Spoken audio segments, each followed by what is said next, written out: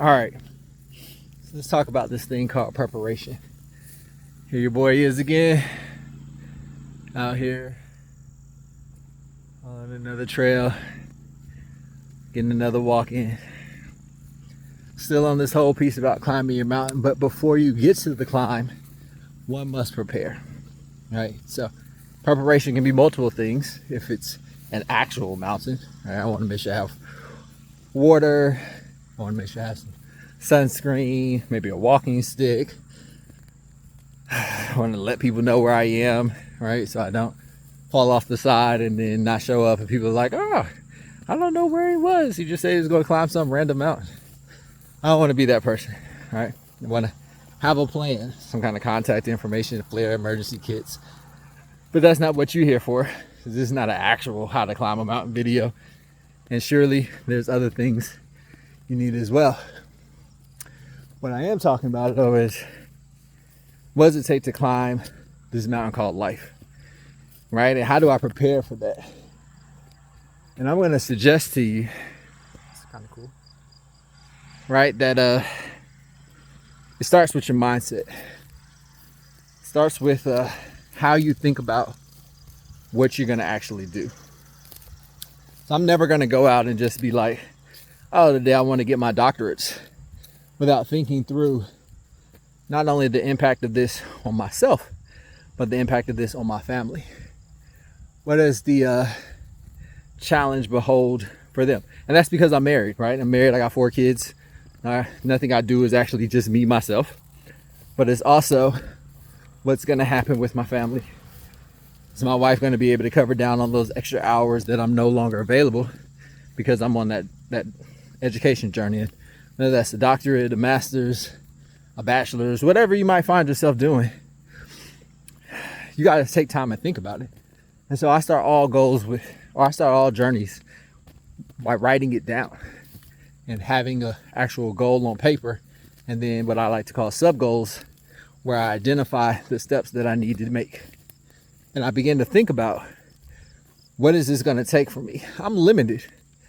86,000 seconds in a day, 24 hours in a day, 60 minutes per each of those hours. I need to sleep, I need to eat, I need time for recreation. Those hours are, for the most part, already taken up. So if I'm going to make any kind of impact and actually accomplish those goals, I need to figure out how are my hours allocated, and then decide for myself, is this goal going to help that, hinder that? What do I need to change? I can't probably have as much recreation as I would normally have, because guess what? I'm doing studying. School's now going to take up 20 hours a week. Where do I find those 20 hours from? Maybe I got to reduce my workouts from 1.5 hours to 45 minutes. Maybe instead of running 5 days a week, now I'm running 3 days a week. Maybe it's probably not a good idea to try do a marathon in the middle of midterms, because I'm not going to be able to train for it and study for it. See what I'm saying? I got to prepare before I dare to go to what's next. And then after I prepared, that makes it easier. Now, a couple other preparation things. Sometimes you don't know where you're going. In this case, where I'm going isn't really that far from where I've been. So literally, I don't need a guide. But you might need a guide. You might need somebody to hold you accountable. This is where coaches come in. You might have other additional struggles. Maybe your mental health isn't exactly what you want to be. So you might need to make sure you have a therapist who you're talking to on a semi to regular basis to make sure they know, hey, this is where I'm at, this is what I'm going to be doing. And once I've established those things, it's a lot easier for me to now begin the ascent. I have the things in place. Now, in real rock climbing, I need ropes and pulleys, and I need the right shoes, the right things. Most importantly, I need somebody on belay. That's the person who's holding my rope at the bottom as I ascend and can catch me if I fall.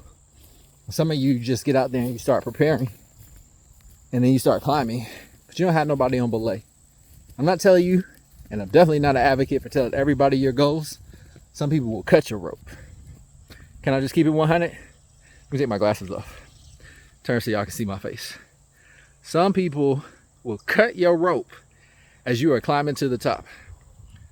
But hopefully in your circle, you also have some people who will be willing to support you, prayer, encouragement, accountability, and help you to ascend to the top of your mountain. And if you do, you have a much better chance of ascending to the top and making it safely down on the bottom.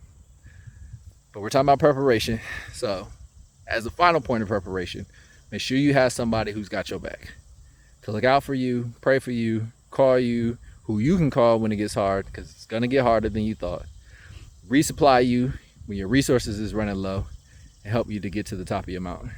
Why? Y'all already know. Your light's got to shine and the whole world needs to see it. Keep climbing, and I'll be back with another video.